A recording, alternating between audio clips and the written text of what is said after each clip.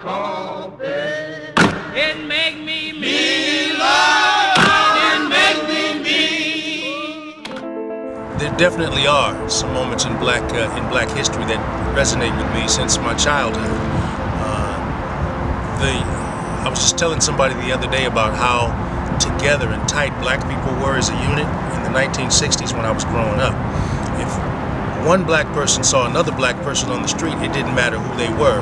In Los Angeles, they threw up the power sign, and you would throw it back. And I remember being a little boy, and these racist cops pulled me over back when I first started getting into my teens in the 70s. And these racist cops pulled me over off my bicycle, and they were giving me hell.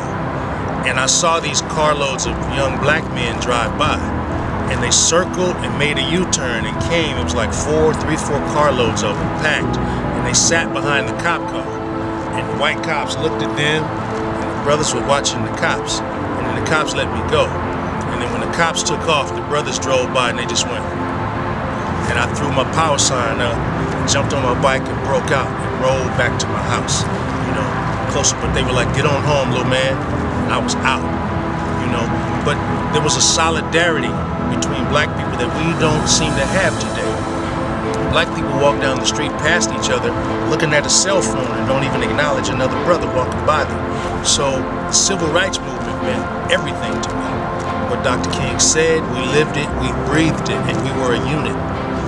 But the powers that be took out our leaders because we follow leaders very well when we love and respect them.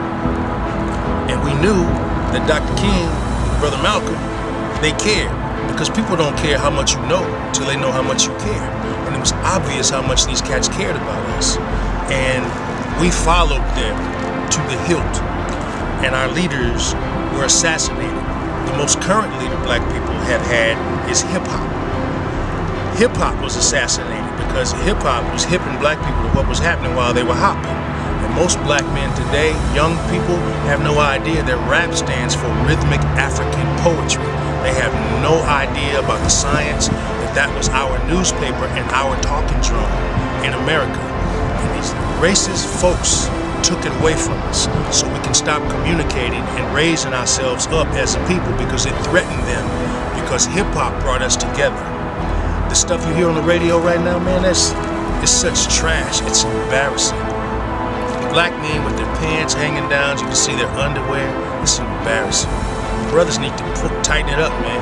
Get a belt and get some sense, man. Read a book, But that civil rights era, the 60s, the 70s, black solidarity means everything to me, even still. Next question I have for you: are there any individuals who actually inspired you in black history or the movement? Are there individuals who inspired me during black history of the movement? Absolutely. Yes. Obviously, Brother Malcolm X, Dr. Martin Luther King, Dr. Abernathy. I mean, the list goes on and on.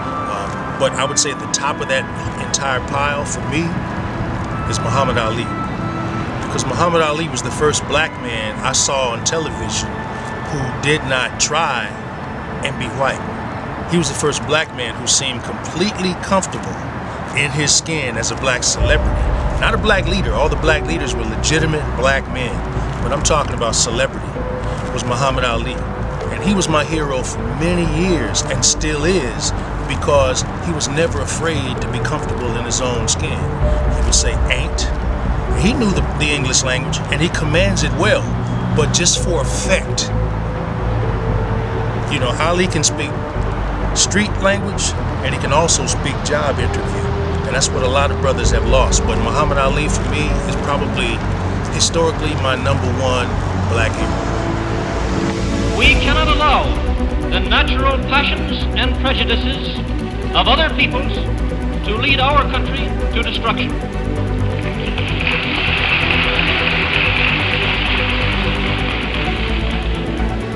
My fellow Americans, I am about to sign into law the Civil Rights Act of 1964. I want to take this occasion to talk to you about what that law means to every American. 188 years ago this week, a small band of valiant men began a long struggle for freedom. They pledged their lives, their fortunes, and their sacred honors, not only to found a nation, but to forge an ideal of freedom, not only for political independence, but for personal liberty, not only to eliminate foreign rule, but to establish the rule of justice in the affairs of men. That struggle was a turning point in our history. Today, in far corners of distant continents, the ideals of those American patriots still shape the struggles of men who hunger for freedom.